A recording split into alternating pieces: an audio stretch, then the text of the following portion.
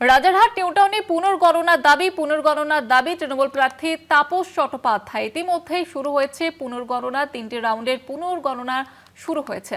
আপনাদের আবারও একবার জানিয়ে রাখবো, তৃণমূল প্রার্থী তাপস চট্টোপাধ্যায় ইতিমধ্যেই এই দাবি তুলেছিলেন এবং রাজারহাট নিউটাউনে পুনর্গণনার দাবি তৃণমূল প্রার্থী তাপস চট্টোপাধ্যায়। ইতিমধ্যেই শুরু হয়েছে পুনর্গণনা, 3টি রাউন্ডের পুনর্গণনা শুরু হয়েছে ইতিমধ্যেই। আপনাদের জানিয়ে রাখবো, রাজারহাট নিউটাউনে তৃণমূল প্রার্থী তাপস চট্টোপাধ্যায় তিনি যে অভিযোগ তুলেছিলেন গণনা নিয়ে এবং তিনি পুনর্গণনার দাবিও কিন্তু জানিয়েছিলেন এবং রাজারহাট নিউটাউনে ফের পুনর্গণনা, 3টি রাউন্ডের পুনর্গণনা শুরু হয়েছে।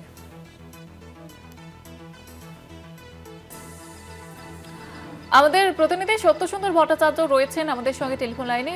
সত্যসুন্দর, পুনর্গণনা শুরু হয়েছে 3টি রাউন্ডের, ঠিক কি আপডেট রয়েছে?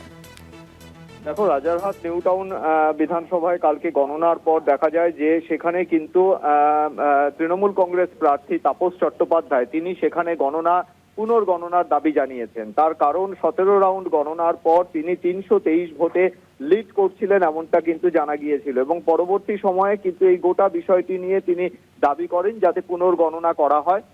নির্বাচন কমিশনের কাছে সেই দাবি জানানো হয়েছে। ইতিমধ্যেই সেই দাবি নির্বাচন কমিশনের কাছে গৃহীত হয়েছে এবং আজ সকাল থেকে সেই পুনর্গণনা শুরু হয়েছে বলে জানা যাচ্ছে এবং সেই পুনর্গণনার ক্ষেত্রে যেরকম পোস্টাল ব্যালটের কাউন্টিং হবে, গণনা হবে এবং একই সঙ্গে 3 রাউন্ড, 17 রাউন্ডের পর থেকে 3 রাউন্ডের গণনা সেখানে হবে এবং সেই গণনার পরেই কিন্তু কে জয়ী হয়েছেন সেই বিষয়টিকে ঘোষণা করবে নির্বাচন কমিশন। ফলে পুনর্গণনা ইতিমধ্যেই শুরু হয়েছে। পোস্টাল ব্যালটের গণনা যেরকম হবে একই সঙ্গে কিন্তু 3 রাউন্ডের গণনা হবে বলে জানা যাচ্ছে।